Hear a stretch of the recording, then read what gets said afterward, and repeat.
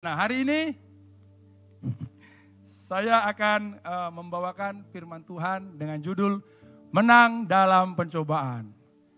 Katakan bersama-sama, 1, 2, ya. Dalam pencobaan, iya. Nah, kita ini hampir sama dengan kisah Yesus ini ya.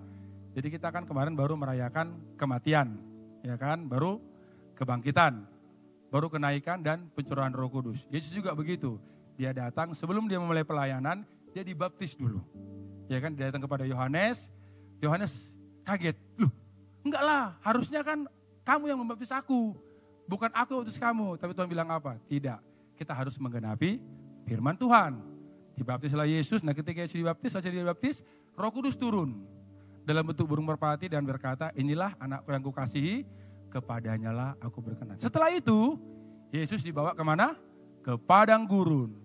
Dia berpuasa 40 hari, 40 malam. Nah, kita akan belajar dari Yesus bagaimana dia bisa menang dalam pencobaan. Amin. Kita juga sudah menerima kuasa Roh Kudus. Jangan sampai api Roh Kudus itu padam lagi. Gara-gara apa? Kita gagal dalam pencobaan. Amin. Setiap manusia pasti mengalami pencobaan. Tidak mungkin tidak mengalami pencobaan. Pencobaan yang paling natural adalah ujian sekolah. Ya kan? Benar kan? Paling natural, setiap sekolah kalau naik tingkat pasti akan ujian. Kalau gagal tinggal kelas, mengulang lagi. Setelah berhasil baru bisa naik kelas. Jadi semua kita pasti akan mengalami pencobaan. Tetapi kita akan belajar bagaimana kita bisa menang dalam pencobaan. Kita baca dari Matius pasal yang keempat ayat 1 sampai dengan 11. Saya ayat yang pertama, Bapak Ibu ayat yang kedua, nanti ayat yang ke-11 kita baca bersama-sama. Sepakat ya? Siap ya? Pencobaan di padang gurun. Ayat pertama, maka Yesus dibawa oleh roh ke padang gurun untuk dicobai iblis. Ayat kedua, 1, 2, ya.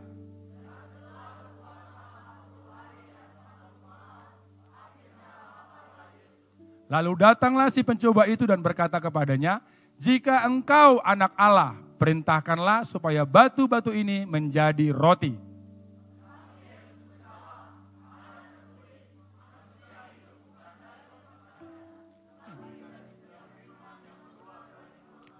Kemudian iblis membawanya ke kota suci dan menempatkan dia di bubungan bait Allah.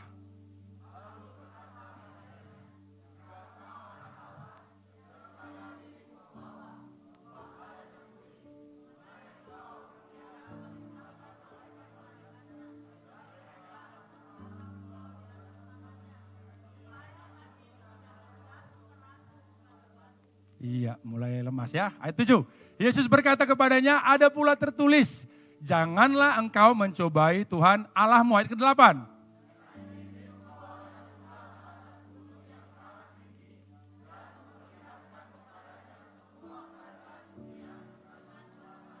Dan berkata kepadanya, semua itu akan kuberikan kepadamu jika engkau sujud menyembah aku. Ayat 10.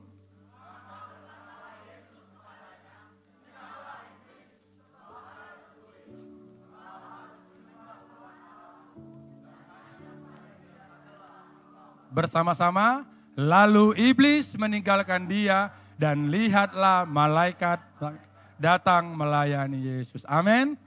Yesus juga mengalami pencobaan, ya, tidak hanya kita. Yesus mengalami pencobaan. Nah, kenapa Yesus harus mengalami pencobaan? Kenapa? Itu pertanyaannya kan. Dia kan Tuhan ya.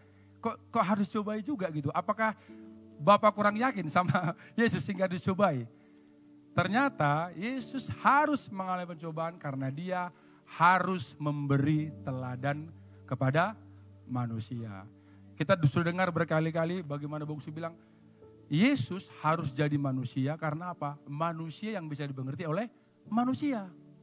Enggak mungkin Yesus datang dalam bentuk kura-kura, ya kan? Karena ada kura-kura ninja gitu loh, kura-kura ninja. Kan gak mungkin kan? Terus kita komunikasinya gimana? Kan gak mungkin. Harus menjadi manusia supaya apa? Kita bisa mengerti, kita bisa tahu, kita bisa belajar. Nah, kenapa Yesus harus mengalami pencobaan? Harus menjadi teladan ya.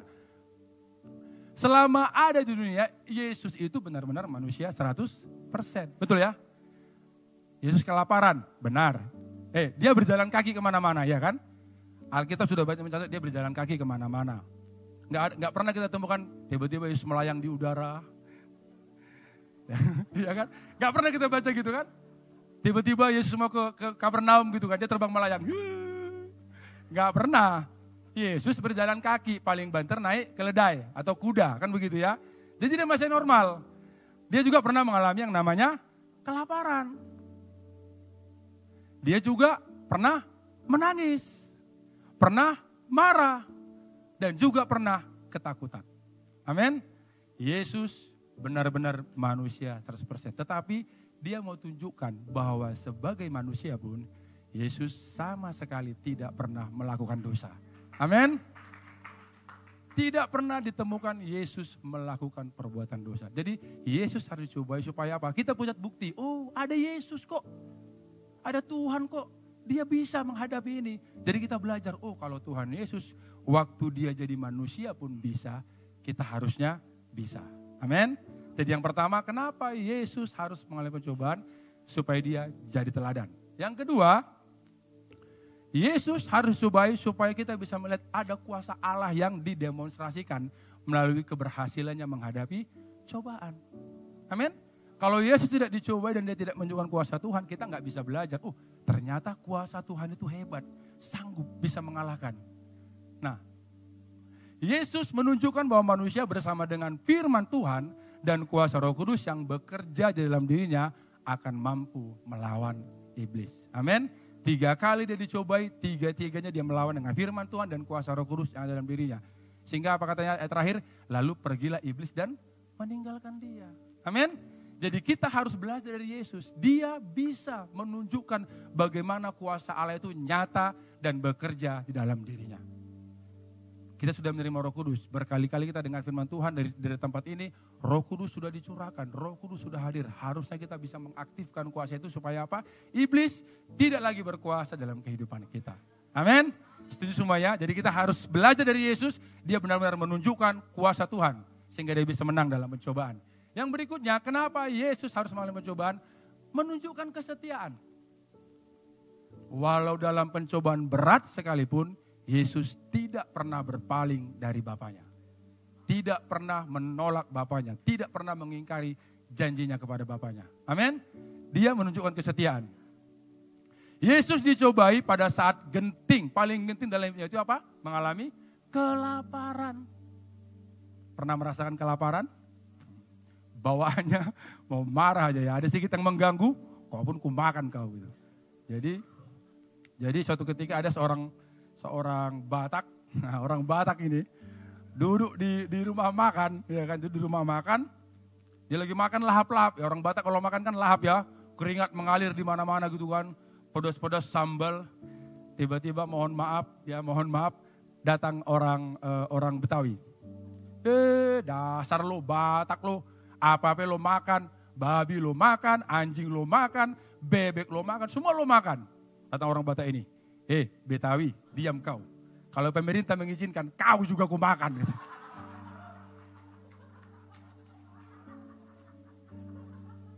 Ya, orang Batak kalau disuruh makan jangan tanya, paling jago. Nah, Yesus itu mengalami pencobaan pada saat dia mengalami kelaparan.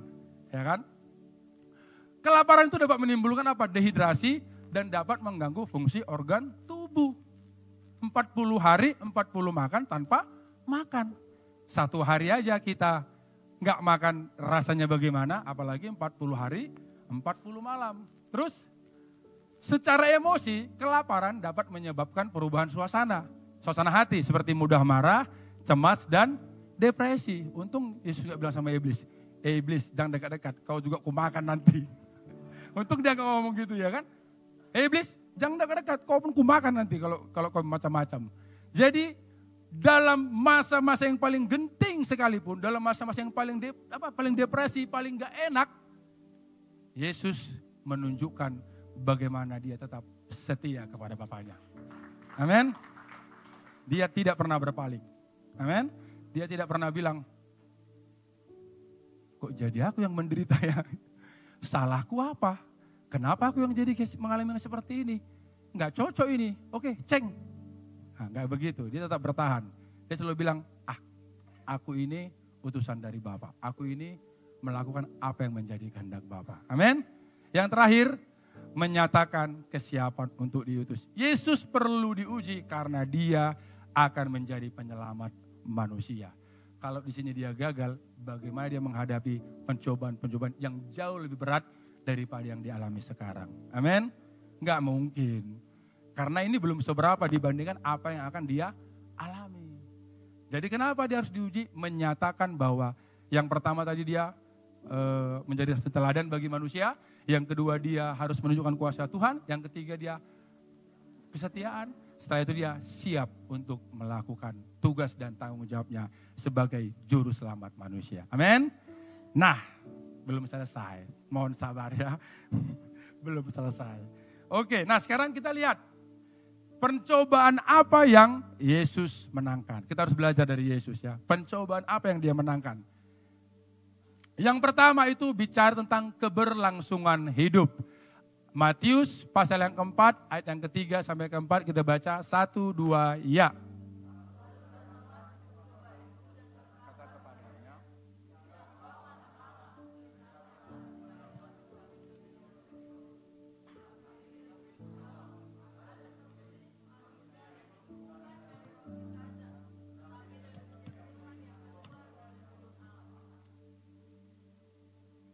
Ya, Yesus pertama kali dicobai dari keberlangsungan hidup. Bagaimana kehidupannya? Karena dia 40 hari 40 malam ini enggak makan. Terus Iblis bilang gini, jika engkau anak Allah, perintahkanlah supaya batu-batu itu menjadi roti. Wajar enggak? Wajar. Dia lapar, butuh makan 40 hari 40 malam. Bukan di Sujuya Mall, dingin, enak, bukan. Kalau di Sujuya Mall dingin, kita enggak merasakan kesakitan. Yesus enggak makan 40 hari 40 malam di padang gurun. Kalau siang panasnya luar biasa, kalau malam dinginnya luar biasa. Bisa bayangkan enggak betapa menderitanya Yesus? Datang iblis bilang, jika engkau anak Allah, buatlah roti jadi batu. Batu itu jadi roti. Buatlah batu itu menjadi roti. Pertanyaannya, Yesus bisa enggak? Bisa. Apa dia enggak bisa? Dia juga anak Allah, dia punya kuasa. Perhatikan apa yang ditawarkan iblis. Solusi yang ditawarkan iblis adalah penyalahgunaan kekuasaan. Iblis tidak pernah meragukan identitas Yesus sebagai anak Allah. Tetapi dia menggoda Yesus untuk menggunakan kekuasaannya sebagai anak Allah. Yang seharusnya tidak boleh lapar dan melawan rencana Allah. Jika engkau anak Allah, kau itu anak Allah. Engkau enggak seharusnya lapar. Ngapain kau tahan-tahan lapar? Buat batu jadi roti. Tapi Tuhan melakukan puasa itu atas perintah siapa? Roh Kudus, atas perintah Bapa. Roh yang membawa dia ke padang gurun dan berpuasa 40 hari 40 malam. Seringkali kita untuk bertahan hidup kita melanggar perintah Tuhan. Ketika urusan perut mulai merajalela, ketika urusan perut mulai melanda, kita akan menggunakan segala macam cara supaya apa? Perut bisa terisi. Yesus menunjukkan, apa katanya? Jawaban Yesus, ada tertulis, manusia hidup bukan dari roti saja, tetapi dari setiap firman yang keluar dari mulut Allah. Selama hidup di dunia, Yesus tidak pernah membuat mujizat untuk kepentingan dirinya sendiri. Dan menjalani kehidupan secara normal sebagai manusia dan mendengarkan tuntunan dari Allah. Tidak pernah sekalipun kita temukan dalam Alkitab, Yesus menggunakan kuasanya untuk kepentingan dirinya sendiri. Pernah kita lihat di Alkitab, dan Yesus pun lapar. Tiba-tiba dia mengambil kursi dan berkata, kursi dari roti, dan dia makan. Enggak ada. Walaupun dia mampu. Amin. Tidak pernah dia menggunakan kuasanya untuk kepentingan diri sendiri. Selama dia di dunia, dia hidup sebagai manusia secara normal. Dan dia mendengarkan apa yang menjadi perintah dari Bapaknya. Amin. Pastikan Bapak Ibu, jangan urusan-urusan yang menyangkut kehidupan kita membuat kita melanggar perintah Tuhan. Kalau kita percaya kepada janji Tuhan dalam Yeremia 29 ayat 11, aku tahu rancangan-rancangan apa yang ada padaku mengenai kamu. Tuhan tidak pernah merencanakan kecelakaan. Amin. Tuhan tidak pernah merencanakan yang jahat. yang Tuhan kerjakan dalam kehidupan kita, semuanya untuk mendatangkan kebaikan. Kita belajar dari jawaban Yesus. Dari mana diambil jawaban itu? Jawaban itu diambil dari Ulangan 8 ayat 2-3. Ingatlah kepada seluruh perjalanan yang kau lewati atas kehendak Tuhan Allahmu di padang gurun selama 40 tahun ini, dengan maksud merendahkan hatimu dan mencoba engkau untuk mengetahui apa yang ada dalam hatimu. Yakni apakah engkau berpegang pada perintahnya atau tidak. Jadi ia merendahkan hatimu, membiarkan engkau lapar dan memberi engkau makan mana yang tidak kau kenal dan yang juga tidak dikenal oleh nenek moyangmu, untuk membuat engkau mengerti bahwa manusia hidup bukan dari roti saja, tetapi manusia hidup dari segala yang diucapkan Tuhan. Bangsa Israel 40 tahun berputar-putar di padang gurun. Alkitab mencatat bajunya tidak pernah koyak, sepatunya tidak pernah rusak. Dan beritahu kepada saya, di mana cari makan di padang gurun? Tidak ditemukan makanan di padang gurun. Tetapi oleh karena firman Tuhan, Tuhan kirim mana dari surga untuk kasih makan orang Israel. Dan atas perintah Tuhan, Tuhan kirim burung puyuh supaya orang Israel makan daging. Orang Israel berjalan di padang gurun, ya. Pada saat malam ada tiang api, pada saat pagi siang ada tiang awan. Tuhan kasih makan mana. Ketika mereka minta daging, Tuhan kasih daging. Kita hidup bukan gara-gara makan saja. Kalau hidup hanya untuk makan saja, sia-sia Tuhan mati di kayu salib. Amin. Karena makan dan minum, Alkitab bilang Tuhan menyediakannya. Janganlah kamu khawatir akan apapun juga. Jangan kamu khawatir akan apa yang kamu makan dan minum. Bapamu yang di surga sanggup untuk menyediakannya. Amin. Jadi Yesus mengutip kisah bangsa Israel yang bagaimana mereka ditolong oleh Tuhan, dipelihara oleh Tuhan. Dan oleh karena firman Tuhan, Tuhan bisa kirim makanan langsung dari surga. Satu-satunya bangsa yang pernah menikmati roti langsung dari surga itu hanya orang Israel. Tidak ada bangsa yang lain yang pernah menikmati roti dari surga, hanya Israel. Semua terjadi karena apa? Firman Tuhan. Makanya Yesus bilang, manusia tidak hidup dari roti saja. Manusia itu hidup dari firman yang keluar dari mulut Allah. Bangsa Israel harus berputar-putar di padang gurun selama 40 tahun karena apa? Gagal menuruti perintah Tuhan. Benar ya? Perjalanan dari Mesir ke tanah Kanaan itu harusnya 40 hari cukup. Tetapi karena mereka tidak pernah menuruti perintah Tuhan, harus berputar-putar di padang gurun 40 tahun lamanya. Dan yang lebih luar biasanya lagi, generasi yang keluar dari tanah Mesir, satu pun tidak ada yang masuk ke tanah Kanaan. Tetapi generasi yang lahir di padang gurun, itu yang berhak masuk ke tanah Kanaan. Karena apa? Banyak kali yang melawan Tuhan. Banyak kali yang membilang, ngapain kami di padang gurun ini Musa? Di Mesir kami bisa makan daging, bisa makan enak. Kami ngapain di padang gurun ini? Padahal Tuhan bilang apa? Aku membawa kalian ke tempat di mana tempat itu penuh dengan susu dan madu. Tetapi karena tidak percaya kepada perintah Tuhan, tidak percaya kepada firman Tuhan, 40 tahun harus berputar-putar. Tetapi Yesus menunjukkan bahwa tidak dibutuhkan waktu yang lama. Yesus membuktikan 40 hari saja dia bisa bilang, hei iblis, tidak dari roti saja manusia bisa hidup, tetapi dari setiap firman Tuhan yang keluar dari mulutnya. Yesus membuktikan bahwa dia tidak membutuhkan waktu yang lama, bahwa dia mampu untuk mentaati perintah Tuhan. Yang pertama, Yesus menang dari keberlangsungan hidup. Walaupun dia mengalami kelaparan yang sangat luar biasa. Dia ingat bahwa ada Tuhan yang dari mulutnya lah manusia harus percaya. Bukan apa yang kebutuhan dari perut, tetapi dari mulut. Amin. Jadi yang pertama, Yesus menang dari mana? Keberlangsungan hidup. Yang kedua, pencobaan apa yang Yesus menangkan? Keberhargaan hidup. Ya, bersama-sama kita katakan 1, 2 ya. Nah, harga diri ini, bicara harga diri ya. Matius 4 ayat 5 sampai 7 kita baca 1, 2 ya.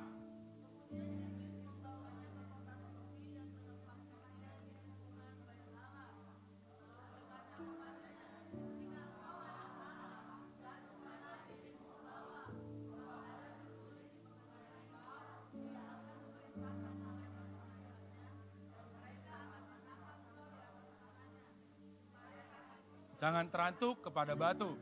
Yesus berkata kepadanya, ada pula tertulis, janganlah engkau mencobai Tuhan Allahmu.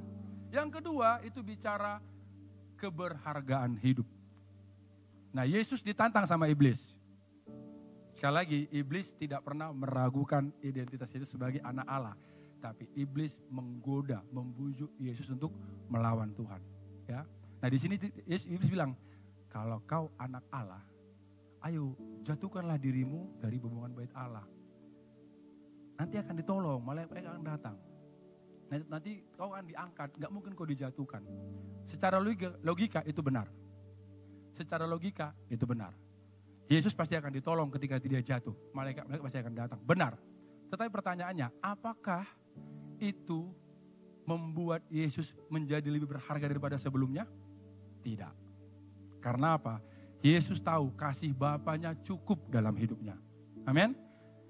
Kasih Bapa dalam hidupnya cukup. Tidak perlu pembuktian apapun untuk bisa kita melihat bagaimana kasih Bapa. Karena Tuhan secara nyata sudah menunjukkan kasih-Nya. Tidak perlu pembuktian apapun. Berapa banyak kita perlu pembuktian? Mananya Tuhan? Benarnya kau mengasihi aku? Kenapa hidupku seperti ini? Padahal kita bisa bernapas saja, itu sudah kasih Tuhan. Amin. 1 tabung oksigen berapa? Saya nggak tahu. Bisa bayangkan kalau kita bernapas pakai tabung oksigen, berapa duit yang harus kita keluarkan satu hari saja. Satu hari saja. Iblis berusaha menggoda Yesus bilang, coba buktikan benar gak sayang Tuhan sama kau. Lompat kau dari bebungan bait Allah. Biar kita lihat bagaimana kasih Tuhan. No, harga dirimu tidak perlu ditentukan dari hal seperti itu. Tuhan sudah sayang sama kita. Tuhan sudah mengasihi kita. Tidak perlu pembuktian apapun. Iblis menggoda Yesus. Makanya solusi yang ditawarkan apa? Buat sesuatu yang spektakuler. Biar orang melihat, wow benar Tuhan seperti itu. Tidak perlu. Tidak butuh. Kalau kita mengerti bagaimana pengorbanan Yesus. Sudah banyak diceritakan di sini. Bagaimana boksu. Bagaimana seluruh hamba-hamba Tuhan yang berkorban di sini. Bagaimana Tuhan mati pun dia mau. Matinya bukan kayak kita mati. Rumah sakit, tit, bukan kayak gitu. Maksudnya mesinnya, oh ya, tit gitu ya. Matinya bukan mati yang simple, tidak. Sebelum dia mati dia harus disiksa. Tidak ada satu manusia pun yang bisa bertahan selain Yesus. Gak ada yang lain, hanya dia. Terus kita mau perlu bukti apa lagi? Kita mau perlu bukti apa lagi untuk bilang, Tuhan sayangnya kau sama aku, kok kayak gini kehidupanku? Halo, bertobat, amin. Jangan buat sesuatu yang, Iblis menggoda Yesus untuk meragukan kasih Tuhan kepadanya dengan cara apa? Menantang Yesus untuk menjatuhkan dirinya dari hubungan bait Allah untuk membuktikan apakah Allah benar-benar mengasihinya. Ngapain coba? Nggak perlu dibuktikan apapun. Kasih Tuhan cukup bagi kita. Amin. Waktu Paulus bilang sama Tuhan, ketika dia ada sakit dalam dirinya, Tuhan sembuhkanlah aku. Tuhan bilang apa? Anugerahku cukup bagimu. Justru di dalam kelemahanmu lah kuasaku menjadi nyata. Amin. Kalau kita nggak mengalami kelemahan, kita nggak percaya kuasa Tuhan. Kalau kita nggak mengalami pencobaan, kita nggak mengalami kuasa Tuhan, kita nggak tahu bagaimana Tuhan bekerja.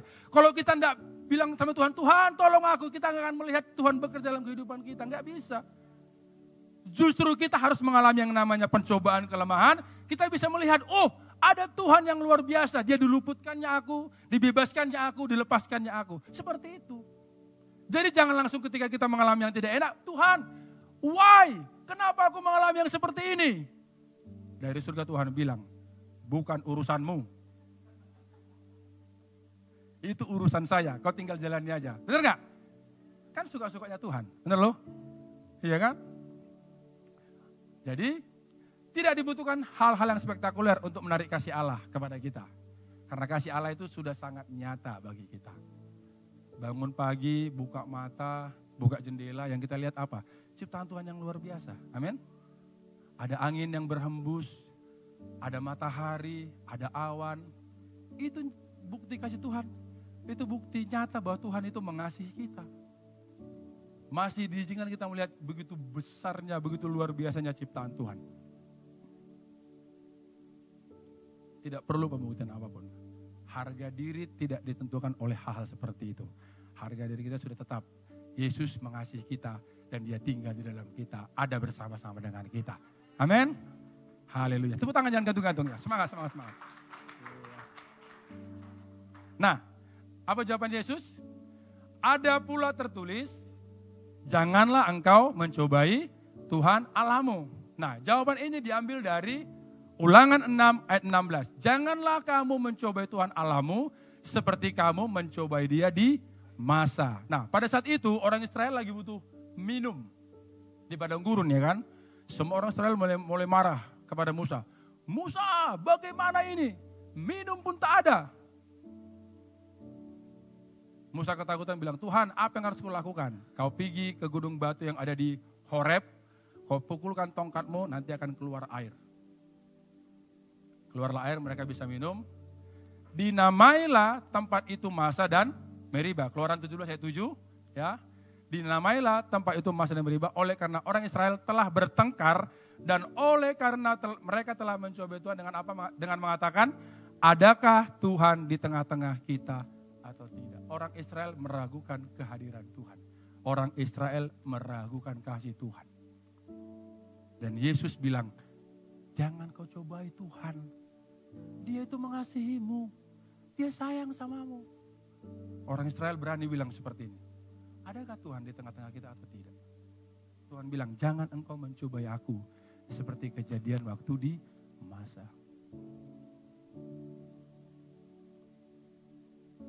Kalau masih ada yang meragukan kasih Tuhan, ayo masuk lagi pemuritan. Lagi buka pemuritan.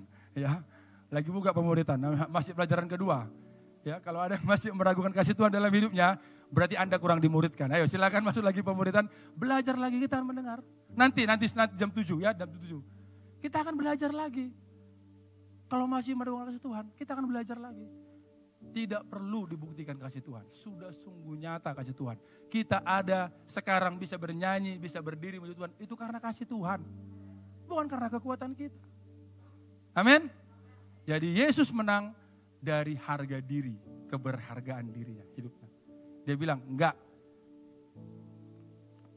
Yesus menunjukkan bahwa dia tidak pernah meragukan kasih Bapa kepadanya tanpa perlu pembuktian apapun. Firman Allah cukup baginya dalam Matius 3 ayat 17b.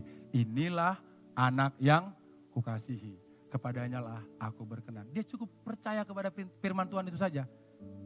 Ketika iblis bilang, ayo tunjukkan, biar nyata kasih Tuhan dalam hidupmu. Dia ingat, ada firman Allah yang bilang sama dia, inilah anakku yang kukasihi, kepadanya lah aku berkenan. Dia tidak perlu bukti apapun, karena dia percaya Tuhan Bapa itu sangat mengasihi dirinya. Dan tidak perlu membuktikan apapun. Amin. Tepuk tangan dulu saudara-saudara. Haleluya. Yang berikutnya, yang terakhir. Pencobaan apa yang Yesus menangkan? Yaitu kepercayaan hidup. Sama-sama kita baca 1, 2 ya. Kepercayaan hidup. Matius 4 ayat 8 sampai 10. Kita baca 1, 2 ya.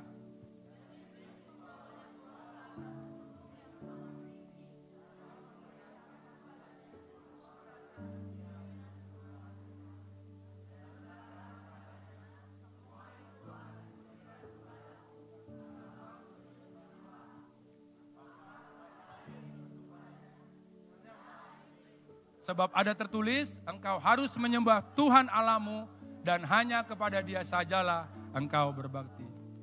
Kepercayaan hidup. Iblis mencoba membuat Yesus mengambil jalan pintas. Dia bilang, gak usah kau repot-repot menderita. Gak usah repot-repot kau menderita sakit. Kalau kau mau jadi penguasa dunia ini, sembah aku. Ini semua punya aku. Akan kuberikan kepadamu.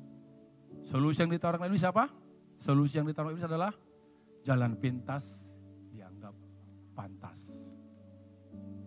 Iblis tahu nggak Yesus bakal menderita? Tahu, orang dia yang merencanakan kok. Ya kan? Dia ikut ambil bagian di situ. Tahu. Dan iblis bilang gini sama Yesus, udahlah, ini dibawa ke gunung, ini semua punyaku. Enggak perlu kau harus mengalami yang sakit itu. Enggak perlu kau harus mengalami yang susah itu. Yang menderita itu supaya kau bisa jadi penguasa. Sembah aja aku. Ini akan kuberikan kepadamu. Iblis belum melupakan bagaimana dia waktu di sorga. Dia pengen disembah juga sama kayak Bapa. Amin. Iblis hendak menghentikan Yesus dari proses yang akan dialami sebelum menjadi raja dengan jalan pintas menyembah iblis. Iblis menyebarkan hoaks bahwa dunia ini milik dia. Dan untuk menjadi penguasa dunia harus menyembah dia. Iblis menyebarkan hoaks, dunia punya dia. Betul, untuk sementara dia berkuasa. Tapi sementara, bukan untuk selama-lamanya. Dunia ini dan segala isinya itu milik Kristus, milik Tuhan. Dia yang ciptakan, dia yang buat. Kenapa iblis berani mengklaim? Itulah memang dia gak punya otak. Suka-sukanya aja mengklaim yang gak punyanya. Kan gitu kan. Berani-berani dia bilang, ini punyaku. Pak jago-jagohon. Berani-beranian dia mengklaim yang bukan miliknya ya kan. Dia ngomong sama Yesus, sembah aku, kasih sama kau. Hoax, amin. Jangan percaya dunia ini dan segala isinya itu punya Tuhan. Bukan punya iblis. Dan iblis tidak berhak atas dunia ini. Dia hanya sementara berkuasa. Jadi jangan mau ditawarkan apapun oleh iblis. Amin. Jangan cari jalan pintas. Tuhan sendiri gak pakai jalan pintas. Amin. Dia gak pernah pakai jalan pintas. Alkitab bilang dalam Filipi, dia itu taat sampai mati. Gak ada jalan pintas. Yang ini gak usah, kayaknya berat kali. Oke, lompat, chat. Enggak kayak gitu. Enggak begitu, benar kan? Enggak ada, semua proses dijalanin. Mau dilempari batu, ya gak apa-apa. Tetap menginjili, benar kan? Kelaparan, gak apa-apa, tetap melakukan perintah Tuhan. Diusir dari tanahnya sendiri, dari negeri sendiri, dari Nazaret, dari kampungnya. Diusir, tetap melakukan kehendak Bapa, nggak mundur sedetik pun, nggak pergi sedetik pun. Semua proses dijalanin. Nggak ada yang cari jalan pintas, nggak ada. Taat sampai mati, makanya dibilang kepadanya diberikan segala kuasa. Karena apa? Dia melakukan yang menjadi kehendak Bapanya, taat sampai mati. Jadi jangan gunakan jalan pintas. Amin. Hidup kita akan lebih berkualitas ketika kita menuruti setiap proses yang diizinkan Tuhan. Amin.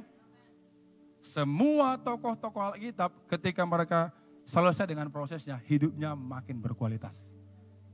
Hidupnya makin lebih baik. Contoh terbaru adalah murid-murid. Sebelumnya siapa sih murid-murid? Petrus, itu orang yang sepanggaronnya itu. Kan sepanggaron itu. Tuhan, kalau ada yang mau coba-coba mencelakakan kau, aku di depan. Petrus.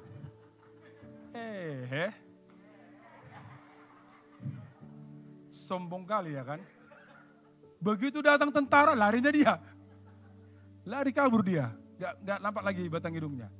Didatangi sama orang, kamu murid Yesus? Enggak. Gak kenal. Sombong kali. Pengecut. Tetapi ketika mereka bertahan, setia, ikut apa yang diperintahkan Tuhan, dan menerima kuasa Roh Kudus, Petrus yang dulunya penakut, jadi orang pemberani. Amin. Di penjara pun dia gak takut, gak apa-apa. Biasa itu di penjara, kitik-kitik. Gak apa-apa. Amin. Setiap orang yang menerima proses, yang berjalan dalam proses, hidupnya pasti akan lebih berkualitas. Amin. Untuk mendapatkan keberhasilan kesuksesan harus dilalui dengan proses yang panjang dan keteguhan hati untuk menjalaninya. Tidak ada jalan pintas. Jawaban Yesus, enyahlah iblis, sebab ada tertulis, engkau harus menyembah Tuhan Allahmu dan hanya kepada Dia sajalah engkau berbakti. Artinya apa? Kita mempercayakan kehidupan kita sepenuhnya kepada Tuhan dengan cara apa? Menyembah. Tuhan, ini hidupku. Penyembahan kan itu bukan masalah lagu. Penyembahan itu adalah bagaimana hati kita taat dan percaya kepada Tuhan. Itu penyembahan. Amin. Jawaban Yesus diambil dari Ulangan 6 ayat 13. Engkau harus takut akan Tuhan Allahmu Kepada dia haruslah engkau beribadah dan demi namanya haruslah engkau bersumpah. Ini terjemahan dari bahasa Ibrani. Kalau di bahasa Yunaninya, maka terjemahannya adalah yang tadi bilang Yesus tadi itu. Dan kepada dia sajalah engkau harus berbakti. Ya. Berhasil ataupun tidak, diberkati ataupun tidak, bukan itu dasar kita menyembah Tuhan. Amin. Diberkati atau tidak diberkati, ditolong atau tidak ditolong, ya, tidak itu dasar kita menyembah Tuhan. Penyembahan merupakan tanda kita tunduk dan menghormati Allah bukan atas berkat yang diberikannya, melainkan atas apa yang diperbuatnya, yaitu mengasihi kita tanpa syarat. Amin. Semua pernah khotbah di sini. Sekalipun pohon anggur tidak berbuah, sekalipun pohon ara tidak menghasilkan, kambing, domba, lembu semuanya hilang. Tetapi aku tetap beria-ria di dalam Tuhan, karena dialah gunung batuku. Amin. Jadi jangan mempercayakan hidup kepada iblis. Dia cuman taunya mengklaim yang bukan miliknya. Pemilik sesungguhnya itu adalah Allah Bapa, Tuhan kita, Yesus Kristus. Amin. Tetaplah menyembah Tuhan apapun kondisi kita saat ini. Percayakan hidupmu hanya kepada Tuhan saja. Jangan kepada yang lain. Kita akan melihat ada waktunya. Amin. Ada waktunya. Ada waktunya. Tuhan nanti akan bawa kita. Nah, perhatikan dengan seksama. Ini di Kejadian 3 ayat 4 sampai 5. Tetapi ular itu berkata kepada perempuan itu, sekali-kali kamu tidak akan mati. Tetapi Allah mengetahui bahwa pada waktu kamu memakannya, matamu akan terbuka dan kamu akan menjadi seperti Allah, tahu tentang yang baik dan yang jahat. Ini kisah pencobaan yang pertama kali terjadi di Taman Eden. Polanya tidak berubah, polanya sama. Tapi perbedaannya pada waktu itu Adam dan Hawa kalah. Tapi pada saat ini Yesus menang. Kita perhatikan. Nomor 1, meragukan firman Tuhan, kuasa Tuhan. Di mana itu? Tetapi Allah mengetahui pada waktu kamu memakannya, pada saat Adam atau Hawa memakan buah itu, sama dengan dia melanggar perintah Tuhan. Benar ya? Kan Tuhan bilang apa? Jangan makan. Tetapi Adam makan. Tapi Yesus dia tidak memakan apa yang dikatakan iblis. Dia bilang apa? Ada tertulis, manusia tidak hidup dari roti saja, tetapi dari setiap firman yang keluar dari mulut Allah. Yang kedua, apa itu? Meragukan kasih Tuhan. Di mana itu? Matamu akan terbuka. Bicara apa matamu akan terbuka? Kita bisa melihat kemana saja. Dan kita bisa punya pertimbangan-pertimbangan tanpa lagi membutuhkan kasih Tuhan. Benar ya? Ketika mata kita terbuka dan bisa melihat siapa saja, apa saja, kita tidak lagi mencari pertolongan kepada Tuhan. Kita mencari pertolongan kepada yang lain. Perhatikan kuda. Kuda mata ditutup.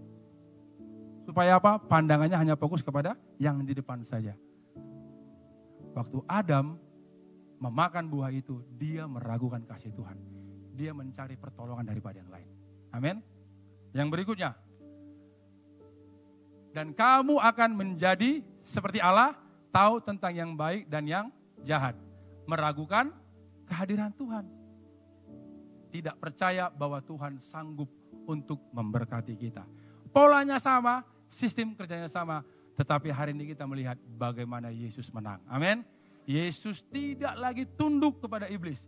Yesus menunjukkan bahwa dia bisa mengalahkan iblis. Haleluya, amin. Jangan tertipu. Cara kerjanya sama. Polanya tidak pernah berubah. Kita yang harus belajar daripada Yesus supaya kita bisa menang. Amin. Saya akan selesai aplikasinya. Apa yang harus kita lakukan? Yang pertama, tunduklah kepada Allah dan lawanlah iblis. Ingat perkataan Yesus yang terakhir, enyahlah iblis, out. Jangan tinggal lagi di sini. Tetapi sebelum kita melawan iblis, harus terlebih dahulu tunduk kepada Allah. Jangan coba-coba lawan tanpa tunduk kepada Allah. Nanti iblisnya ketawa. Cis, tolong lu jangan main-main. Samanya kita. Oh, keluar. Cis, udahlah. Tahu sama tahunya kita ini. Tolonglah, jangan seperti itu. Nggak boleh. Amin. Sebelum melawan iblis, pastikan kita benar-benar tunduk kepada Allah. Amin. Berserah kepada Tuhan. Tuhan gak ada dayaku. Tuhan yang kekuatanku. Harus begitu. Supaya apa? Iblisnya enyap. Yesus bilang apa? Enyap iblis. Langsung iblisnya kabur, lari. Karena apa? Dia bersama dengan Bapa. Dia bersama dengan Roh Kudus. Amin. Yang kedua, mengandalkan kuasa Roh Kudus. Dia, Roh Kudus itu dikirim untuk menolong. Ya, kita baru mengalami pencurahan Roh Kudus. Aktifkan Roh Kudus karena apa? Dia penolong. Dia yang akan mengajari, menuntun apa yang harus kita katakan ketika kita mengalami yang namanya pencobaan. Dia akan beri kita hikmat bagaimana harus bisa melewati, menjalani semuanya ini. Yang ketiga, gunakan firman Tuhan.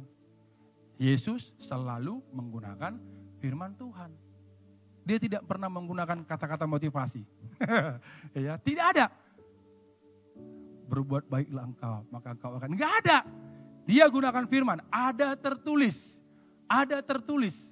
Ada tertulis. Semuanya firman. Karena hanya firman yang berkuasa. Yang akan mengalahkan semua siasat daripada si iblis. Amin.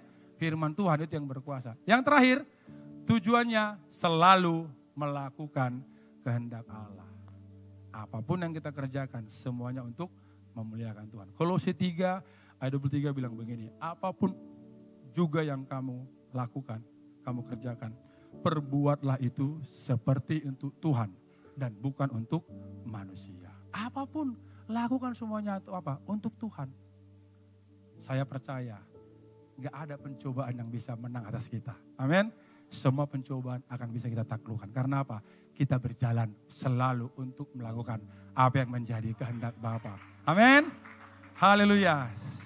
Saya sudah selesai. Saya jemput Bapak Ibu untuk bangkit berdiri. Bersama-sama kita akan berdoa.